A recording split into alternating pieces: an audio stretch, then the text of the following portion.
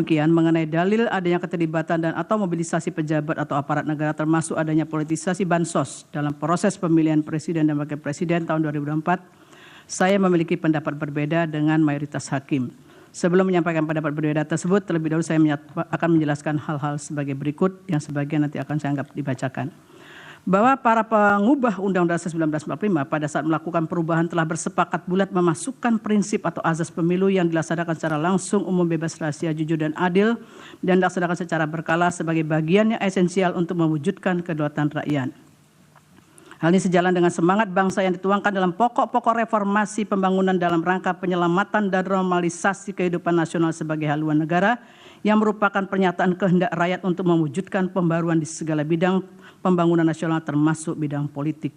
Semangat tersebut dimaksudkan agar pelaksanaan pemilu tidak mengulang lagi kondisi yang pernah berlangsung selama masa pemerintahan sebelum reformasi. Oleh karena itu dikehendaki pemilu harus berlandaskan pada prinsip-prinsip tersebut di atas dengan menegaskan bahwa penyelenggara pemilihan harus terjamin kemandiriannya, termasuk lembaga pengawas pemilu. Video ketetapan MPR nomor 10/1998. Bahkan sejalan dengan semangat reformasi juga ditegaskan bahwa dalam rangka penyelamatan dan normalisasi kehidupan nasional penting untuk ditumbuhkan pemerintahan yang bersih sebagai pelayan masyarakat dan bertindak berdasarkan hukum dalam rangka lebih meningkatkan kredibilitas pemerintah di mata rakyat. Artinya reformasi telah meletakkan tonggak sejarah bangsa untuk bangkit dengan kesadaran baru bangsa Indonesia guna menggapai tujuan bernegara secara beradab dengan dilandasi nilai-nilai fundamental kebangsaan berdasarkan Pancasila. Untuk tujuan tersebut, demokrasi yang harus diperjuangkan adalah demokrasi konstitusional, yaitu demokrasi secara ideologis dan teologisnya bermaksud untuk memenuhi dan menjalankan kehendak konstitusi. Terlebih lagi, Konstitusi Indonesia telah memberikan jaminan perlindungan terhadap hak sipil dan politik yang di dalamnya mencakup hak pilih dalam pemilu. Bahwa sejalan dengan semangat penyelamatan kehidupan nasional yang dikehendaki bersama di era reformasi tersebut, maka untuk melaksanakan pemilu harus ditentukan standar dan persyaratan yang jelas. Dalam penyelenggaraan pemilu 2024, persyaratan tersebut diatur dalam Undang-Undang Pemilu, yaitu Undang-Undang 7 2017 sebagai aturan hukum atau aturan main atau rule of the game dalam konstitusi secara demokratis, yang pada prinsipnya menjalankan lebih lanjut kehendak UUD 1945 termasuk semangat penyelamatan dan normalisasi kehidupan nasional yang menjadi haluan negara dalam mewujudkan reformasi. Dalam konteks ini berlaku aksioma bahwa dalam sistem politik yang demokratis, demokrasi tidak mungkin diwujudkan tanpa adanya rule of law. Namun rule of law juga harus dilandasi oleh rule of ethics. Oleh karena itu, aturan main yang telah ditentukan dalam Undang-Undang Pemilu tidak boleh bias terhadap individu maupun kelompok tertentu. Tujuannya agar dalam berkontestasi dapat dicapai kondisi kesetaraan, yaitu kesetaraan dalam kontestasi pemilu sehingga masing-masing pihak dapat berpartisipasi secara penuh, terbuka, dan adil. Oleh karenanya dalam penyelenggaraan pemilu, penyelenggara pemilu, Inkasu, KPU, dan Bawaslu beserta jajarannya, aparat pemerintah serta semua pihak yang terkait harus benar-benar bersikap dan bertindak jujur. Dengan demikian setiap pemilih dalam peserta pemilu mendapatkan jaminan perlakuan yang sama serta bebas dari kecurangan pihak manapun dan dalam bentuk apapun sesuai dengan maksud pasal 22E ayat 1 UUD 1945. Tegasnya Undang-Undang Pemilu menjabarkan pasal 22E ayat 1 UUD 1945 telah mengamanatkan agar pemilu diselenggarakan berlandaskan prinsip langsung, umum, bebas, rahasia, jujur, dan adil berkala setiap 5 tahun dan seterusnya dianggap dibacakan. Konsep pemilihan jujur dan adil yang dikehendaki oleh UUD 1945 mencakup pemilu yang jujur dan adil secara prosedural dan substansial. Dengan demikian dalam penyelenggaraan pemilu, penyelenggara pemilu Inkasu, KPU, dan Bawaslu beserta jajarannya, aparat pemerintah, peserta serta semua pihak yang terkait harus bersikap dan bertindak jujur agar kontestasi pemilu benar-benar memberikan ruang jaminan berdasarkan konstitusi sehingga rakyat atau pemilu secara bebas dapat menentukan wakil-wakilnya tanpa dipengaruhi oleh kondisi apapun dan oleh siapapun. Bahwa untuk menjamin pemilu yang jujur dan adil telah ditentukan aturan main dalam Undang-Undang Pemilu beserta aturan pelaksananya yang tidak sekedar untuk memenuhi prosedur kontestasi semata, namun juga harus mampu menjamin terwujudnya demokrasi substansial yang dicirikan dengan keteraturan, yakni keteraturan hukum dan etika sehingga terdapat keseimbangan rule of law dan rule of ethics yang akan menghasilkan kesejahteraan kolektif sebagai bangsa. Dengan demikian kemanfaatan dan demokrasi bisa dinikmati bersama melalui kebebasan, keadilan, kesejahteraan, dan kerukunan. Terkait dengan persoalan etika tersebut pada era reformasi justru telah menjadi perhatian yang sangat serius yang ditandai dengan ditetapkannya ketetapan MPR nomor 6 2021 tentang etika kehidupan berbangsa. Ketetapan ini dilandasi oleh pertimbangan karena terjadinya degradasi etika kehidupan berbangsa yang pada intinya akhirnya menyebabkan terjadinya krisis multidimensi. Video konsideran menimbang huruf C dan huruf D Ketetapan MPR 6/2001. Untuk menyelamatkan dan meningkatkan mutu kehidupan bangsa Indonesia, maka dirumuskanlah pokok-pokok etika kehidupan berbangsa untuk dapat menjadi acuan, pedoman, dan panduan. Pentingnya dirumuskan etika kehidupan berbangsa tersebut bertolak dari berbagai kondisi masa lalu dan masa kini serta tantangan masa depan sehingga perlu ada acuan antara lain pada cita-cita persatuan dan kesatuan, ketahanan kemandirian yang dijiwai oleh nilai-nilai agama serta nilai-nilai luhur budaya bangsa.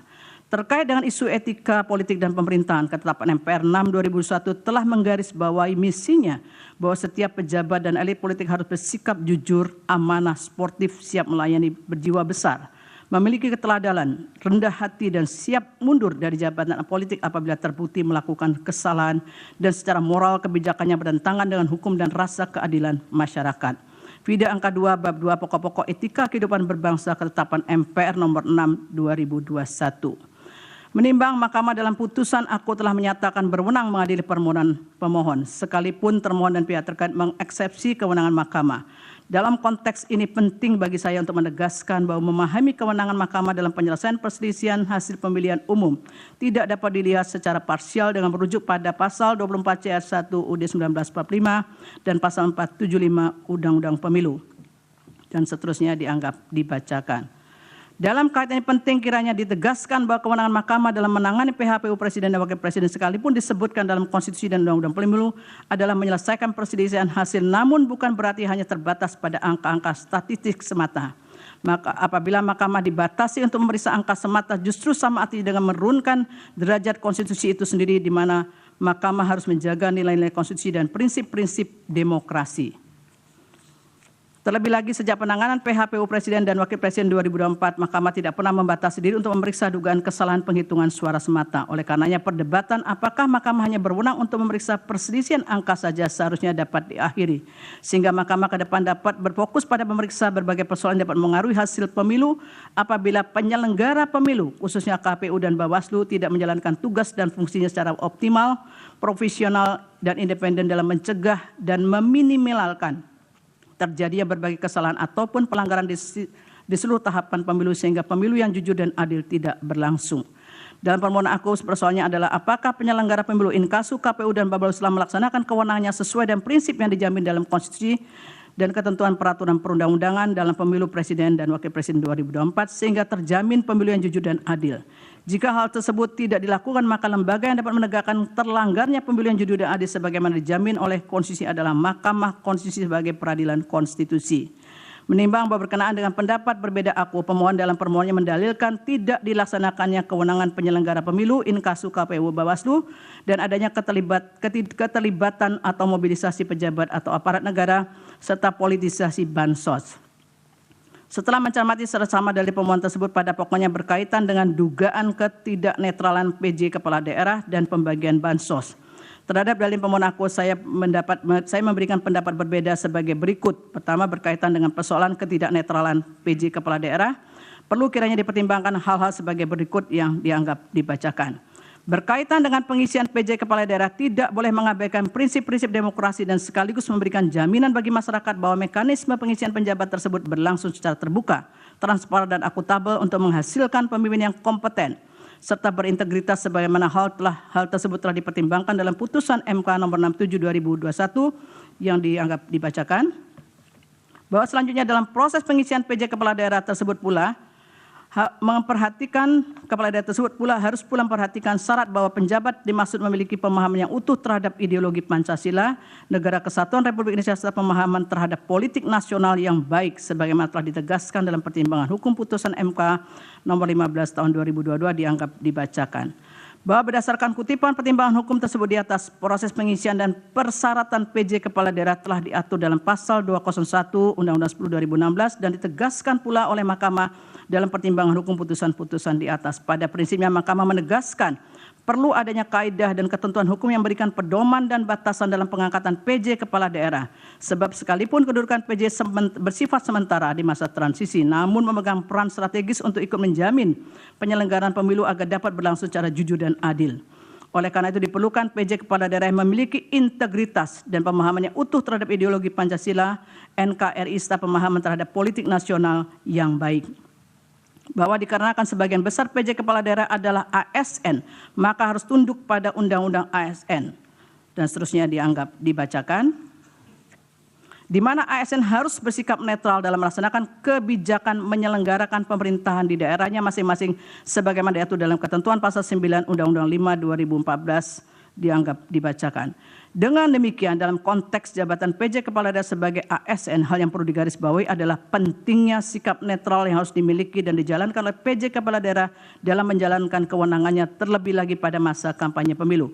Ketentuan hukum terkait dengan pengangkatan, syarat, serta tugas, wewenang, dan kewajiban yang melekat pada PJ Kepala Daerah sudah seharusnya dipatuhi dan dijalankan.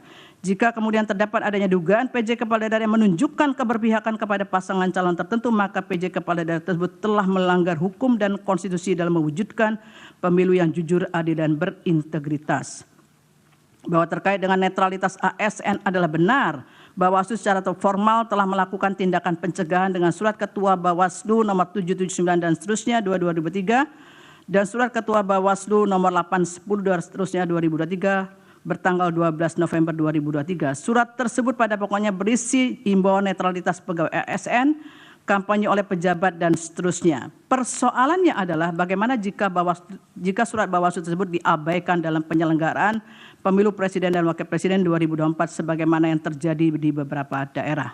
Bahwa sebelum menjelaskan persoalan yang terjadi di beberapa daerah tersebut, penting bagi saya menegaskan terlebih dahulu bahwa dikarenakan permohonan perkara nomor 1 2024 dan perkara nomor 2 2024 pada pokoknya mendalilkan hal yang sama dan terhadap objek permohonan yang sama, yakni berkaitan dengan keputusan KPU 360 2024 dan seterusnya, maka dalam menguraikan persoalan yang terdapat di beberapa daerah tersebut diintegrasikan antara perkara nomor 1 2024 dan perkara nomor 2 2024 dengan menunjukkan pada buktinya masing-masing di mana dalam penjelasannya dapat saling melengkapi.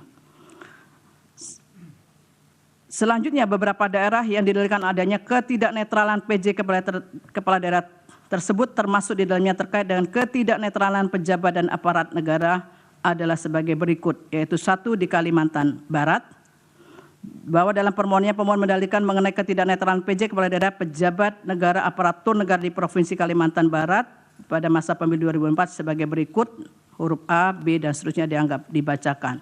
Terhadap dalil pemohon di atas, Mahkamah seharusnya juga mempertimbangkan berbagai laporan temuan Bawaslu berkenaan dengan permasalahan netralitas pejabat sebagaimana didalilkan oleh pemohon berkenaan dengan PJ Gubernur Kalimantan Barat yang dianggap tidak netral dalam masa kampanye 2024. Bawaslu dalam keterangannya memberikan penjelasan sebagai berikut, huruf A, B, dan seterusnya dibacakan. Bahwa berdasarkan hasil temuan Bawaslu di atas telah terbukti PJ Gubernur melakukan pelanggaran terhadap netralitas dalam masa pemilu 2024. Oleh karena itu Bawaslu meneruskan kasus tersebut kepada KASN untuk menindaklanjuti sesuai dengan peraturan perundang-undangan yang berlaku. Adanya indikasi kuat pelanggaran yang telah dilakukan PJ Gubernur Kalimantan Barat, namun tidak terdapat kejelasan proses penegakan hukum atas pelanggaran tersebut menyebabkan pemilu yang jujur dan adil berintegritas telah tercederai karena adanya keberpihakan kepada salah satu pasangan calon presiden pada pemilu 2024. Kemudian yang kedua adalah Jawa Tengah. Bahwa dalam permohonannya pemohon juga mendalilkan mengenai ketidaknetralan pejabat negara PJ Kepala Daerah dan aparatur negara di Provinsi Jawa Tengah dalam masa pemilu 2024 dengan dalil-dalil sebagai berikut, huruf A, B, dan seterusnya sampai G dibacakan. Bahwa terhadap dalil pemohon di atas hanya beberapa laporan atau temuan yang ditindaklanjuti oleh Bawaslu, yaitu huruf A, B dibacakan.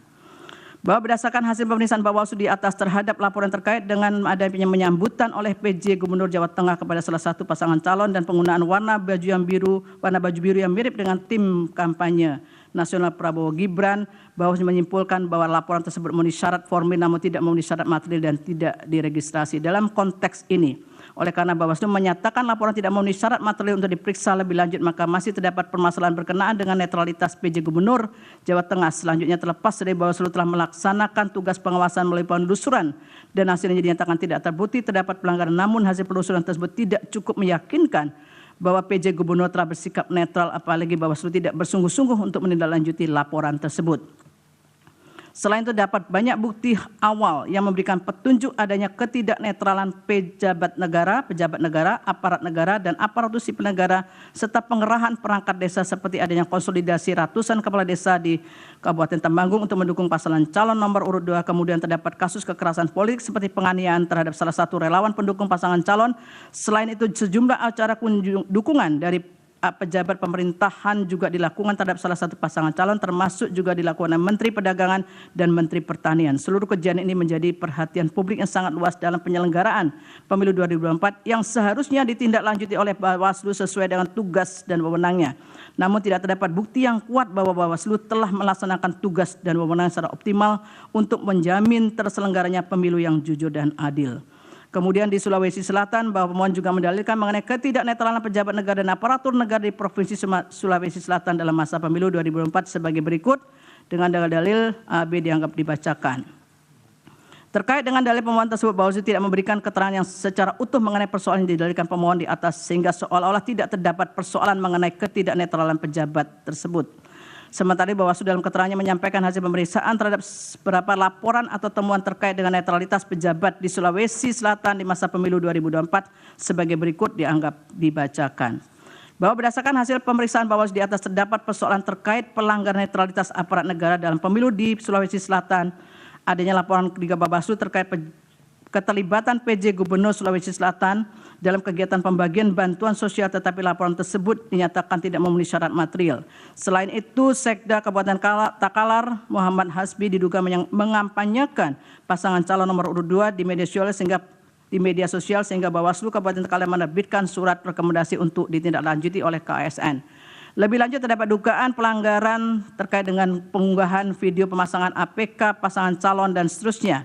Berdasarkan hasil pemeriksaan terhadap laporan atau temuan Bawaslu tersebut, terdapat keyakinan yang kuat untuk menyatakan adanya persoalan terkait dengan ketidaknetralan aparatur negara dan masa pemilu di Sulawesi Selatan. Sebaliknya tidak ada bukti yang meyakinkan bahwa Bawaslu telah menindaklanjuti laporan dan temuan yang terbukti menunjukkan adanya pelanggaran pemilu secara sungguh-sungguh sehingga menyebabkan tidak terjaminnya pemilu yang jujur dan adil. Di Sumatera Utara, bahwa dalam permohonannya pemohon mendalilkan mengenai ketidaknetralan pejabat negara, kepala daerah, dan aparatur negara dengan dalil sebagai berikut, huruf A, B, C, dan seterusnya dianggap dibacakan. Bahwa terhadap dalil pemohon di atas ternyata hanya beberapa laporan dan temuan yang ditindaklanjuti oleh Bawaslu, laporan dan tindak lanjut tersebut dianggap dibacakan. Bahwa terkait dengan hasil pemeriksaan Bawaslu di atas, dalam kasus ketidaknetralan aparat pemerintahan di Medan yang mengajak ASN memilih pasangan calon nomor urut 2 direkomendasikan untuk ditindaklanjuti oleh lembaga yang berwenang. Namun dalam kasus yang lain yang mengarahkan untuk mendukung pasangan calon nomor urut 2 serta keterlibatan Menteri BUMN dalam kampanye di Deli Serdang, Bawaslu tidak meregistrasi laporan-laporan tersebut karena menurut Bawaslu tidak memenuhi syarat material tanpa ada kejelasan. Berdasarkan hasil pemeriksaan terhadap laporan dan temuan Bawaslu tersebut, terdapat persoalan terkait dengan ketidaknetralan aparatur negara dalam masa pemilu di Sumatera Utara. Selain itu dapat pula laporan atau temuan yang tidak diregistrasi karena tidak memenuhi syarat material. Padahal beberapa kejadian tersebut menjadi perhatian publik yang sangat luas di masa pemilu Presiden dan Wakil Presiden 2024 yang seharusnya ditindaklanjuti oleh Bawaslu agar dapat menjamin pemilu berlangsung secara jujur dan adil, juga pemilu yang berintegritas. Bahwa selanjutnya pemohon mendalilkan telah terjadi politisasi pemberian bansos selama pemilu Presiden dan Wakil Presiden 2024 yang menurut pemohon bertujuan untuk memenangkan pasangan calon nomor urut 2. Berkenaan dengan dalil pemohon aku, ketentuan pasal 34 Undang-Undang Dasar 1945 pada pokoknya telah mengatur mengenai jaminan bagi negara jaminan bagi fakir miskin dan anak terlantar dipelihara negara, dan negara berkewajiban untuk memberdayakan masyarakat yang lemah serta tidak mampu sesuai dengan martabat kemanusiaan. Selanjutnya, dalam Undang-Undang 19/2003 tentang APBN tidak secara eksplisit mengatur anggaran untuk program bantuan sosial. Jika merujuk pada ketentuan pasal 8 ayat 2 Undang-Undang APBN hanya dinyatakan anggaran belanja pemerintah pusat dikelompokkan atas beberapa pengelompokan. Berdasarkan penjelasan pasal 8 ayat 2 huruf A angka 11 Undang-Undang 19/2003 tentang APBN tersebut disebutkan bahwa fungsi perlindungan sosial merupakan belanja pemerintah pusat yang berdaya guna dalam memberikan pelayanan sosial, jaminan sosial, pemberdayaan sosial, dan seterusnya dari kemungkinan terjadinya risiko sosial. Bahwa berkenaan dengan APBN 2024 dengan total belanja mencapai 3.000 triliun lebih, di dalamnya terdapat belanja untuk perlindungan sosial sebesar 496,8 triliun yang berfungsi untuk stabilisasi dan mendukung penghapusan kemiskinan. Dalam kaitan ini, oleh karena pengelolaan APBN yang bersifat dinamis tersebut dilakukan melalui penyesuaian, salah satunya adalah melalui proses automatic adjustment. Dalam kaitan ini juga ditanyakan kepada Menteri Keuangan di dalam persidangan bahwa berkaitan dengan automatic adjustment sudah dilakukan sejak APBN 2022 dan selalu dilakukan pada awal tahun. Namun pertanyaannya, apakah automatic adjustment tersebut dipakai untuk membiayai bansos? Dan Menteri Keuangan menyatakan bahwa automatic adjustment tidak dipakai untuk membiayai bansos. Timbullah persoalan yang dipersoalkan pemohon, yaitu alokasi dana kunjungan Presiden dan bansos yang dilakukan tersebut berasal dari dana yang mana. Dalam kaitan inilah kemudian Menteri Keuangan dalam persidangan menyatakan bahwa bantuan kemasyarakatan tersebut bukan merupakan bagian dari perlinsos yang digunakan oleh Presiden terkait dengan bansos tersebut. Namun anggaran untuk kunjungan Presiden, anggaran untuk bantuan kemasyarakatan tersebut berasal dari dana operasional Presiden atau DOP yang berasal dari APBN. DOP tersebut diatur oleh PMK 48/2008 yang sebagaimana telah diubah oleh PMK 106/2008. Sementara itu dana kemasyarakatan Presiden diatur dalam Peraturan Menteri Sekretaris Negara Nomor 2 Tahun 2020. Adapun kegiatan yang bisa dicakup dalam dana kemasyarakatan Presiden dan Wakil Presiden dalam hal ini adalah kegiatan keagamaan, pendidikan, sosial, ekonomi, dan seterusnya. Bantuan tersebut bisa diberikan dalam bentuk barang maupun uang. Berdasarkan fakta yang terungkap dalam persidangan, terlihat bahwa realisasi anggaran DOP tidak pernah mencapai 100% dari jumlah yang dialokasikan pada setiap tahunnya. Meskipun demikian, anggaran untuk DOP terus meningkat dari tahun ke tahun. Hal ini yang kemudian memunculkan persepsi yang mengarah pada penggunaan DOP untuk bantuan kemasyarakatan dengan tujuan politik menjelang pemilu Presiden dan Wakil Presiden 2024. Terlebih lagi sebagaimana fakta hukum di persidangan bahwa menjelang pemilu pola kunjungan Presiden ke beberapa daerah semakin meningkat sehingga memunculkan pertanyaan pemohon mengenai maksud kunjungan tersebut menjelang pemilu 2024. Dalam kaitan ini secara normatif, Undang-Undang Pemilu memang memberikan hak kepada Presiden, Wakil Presiden, dan Menteri untuk terlibat dalam kampanye sebagaimana ketentuan pasal 281 ayat 1 Undang-Undang Pemilu yang menyatakan kampanye pemilu yang mengikut sertakan Presiden, Wakil Presiden, Menteri, Gubernur, Wakil Gubernur, Bupati, dan seterusnya harus memenuhi ketentuan, yaitu 1. Tidak menggunakan fasilitas dalam jabatannya kecuali ada fasilitas pengamanan bagi pejabat negara sebagaimana diatur dalam ketentuan peraturan perundangan, dan B. Menjalani cuti di luar tanggungan negara. Syarat tersebut pada prinsip bersifat kumulatif. Selain itu terdapat pula beberapa ketentuan lain dalam Undang-Undang Pemilu yang juga mengatur kampanye bagi Presiden, yaitu pasal 305 dan seterusnya dianggap dibacakan. Terdapat pula ketentuan dalam pasal 304 yang juga mengatur tentang pelaksanaan kampanye mengenai larangan dalam pelaksanaan kampanye yang dianggap dibacakan. Bahwa berdasarkan ketentuan-ketentuan di atas, meskipun secara normatif Presiden dan Wakil Presiden memiliki hak untuk terlibat dalam kampanye dan tidak ada ketentuan larangan bagi Presiden memberikan bansos, namun dengan adanya pemberian bansos menjelang pemilu dan di masa kampanye, maka dalam batas penalaran yang wajar, hal tersebut tentu berdampak pada para peserta pemilihan karena adanya ketidaksetaraan. Di antara faktor yang mendukung keadaan ini adalah adanya celah hukum yang ada pada aturan pemilu yang tidak jelas yang kemudian dimanfaatkan. Pada titik inilah etika memainkan peran penting agar tidak memanfaatkan celah kekosongan aturan hukum. Sebab dampak dukungan yang ditampilkan oleh pemberi bansos yang berkaitan erat dengan salah satu peserta pemilihan akan menyebabkan ketidaksetaraan peserta dalam kontestasi perebutan suara rakyat. Padahal salah satu bentuk perwujudan prinsip adil dalam pemilu adalah adanya upaya agar para peserta pemilu berada pada posisi yang setara.